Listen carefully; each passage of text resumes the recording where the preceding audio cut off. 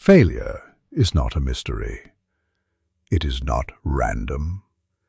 It does not arrive in the night like a thief, nor descend like a storm without warning. No, failure is a pattern, a routine, a silent agreement made by those who settle. It is the quiet consequence of excuses repeated, dreams delayed, and standards lowered. Most people don't even recognize the moment they choose it, because it doesn't feel like a choice. It feels like rest, like compromise, like comfort. But the truth is this: every single day, you are either building your future or burying it. You are either forging strength or feeding weakness. And the difference between those who rise and those who rot, it starts in the mind. You see, most people fail because they never take control of the one thing that controls everything: their thoughts. The world has conditioned them to react, not create, to survive, not thrive, to follow, not lead. And so they drift, carried by the current of circumstance, blaming the tides instead of building a boat. Understand this: your mind is the battleground. It is the soil where either weeds of fear or seeds of greatness take root. What you allow to grow will shape your reality. Henry Ford knew this. He once said, "Whether you think you can or you think you can't, you're right." It wasn't just clever phrasing, it was a revelation. Ford didn't invent the car, he invented belief in mass potential. He took a dream and made it move. But belief alone is not enough. Clarity is your next weapon. Most people don't fail because they aim too high and miss. They fail because they never aim. They wander, chasing shiny things, drifting from distraction to distraction, never defining what success even looks like for them. And if you don't define it, you cannot design it. Successful people operate with precision. They know what they want, why they want it, and what price they are willing to pay. They don't dabble. They decide. They don't hope. They declare. Clarity cuts through confusion like a sword, and without it, you're just swinging in the dark. Think of Thomas Edison, toiling through thousands of failed experiments, not because he enjoyed struggle, but because his vision was clear. He was not chasing comfort, he was chasing purpose. The bulb was not born from luck. It was forged through clarity, perseverance, and obsession. And that brings us to discipline.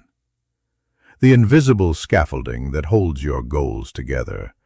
You cannot depend on motivation. Motivation is fickle. It vanishes when it's cold, when it's raining. Most people fail because they let their emotions lead their decisions. They wait until they feel ready, inspired, validated. And so they wait forever.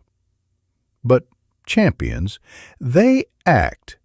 They understand that feelings are followers, not leaders. You don't feel confident before you act. You feel confident because you acted. You don't feel ready before you begin. You feel ready because you began. Walt Disney was fired from a newspaper for lacking imagination. Most would have quit there.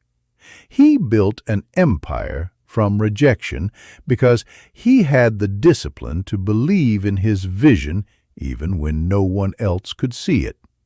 He kept showing up, and so must you. Action is the great separator. The dreamers and the doers are not born different. They simply make different choices. Every day you hesitate, someone else acts. Every time you doubt, someone else believes. Life doesn't reward potential. It rewards execution. And yet, there is a deeper truth. Even execution alone will not carry you if your spirit is hollow. Purpose is your fuel. It is the reason you rise when others stay down. It is the compass when the map makes no sense. Most people fail because they never connect to something deeper than desire. Desire fades. Purpose endures. Andrew Carnegie didn't just want to be rich. He wanted to elevate the world. His fortune followed his purpose. So did Rockefeller's. So did every titan who built something that lasted beyond their name. Purpose electrifies action. It makes the hard days holy. It makes the mundane meaningful. But to live with purpose requires one thing most people avoid: responsibility. Not just for your outcomes, but for your energy, your mindset, your presence.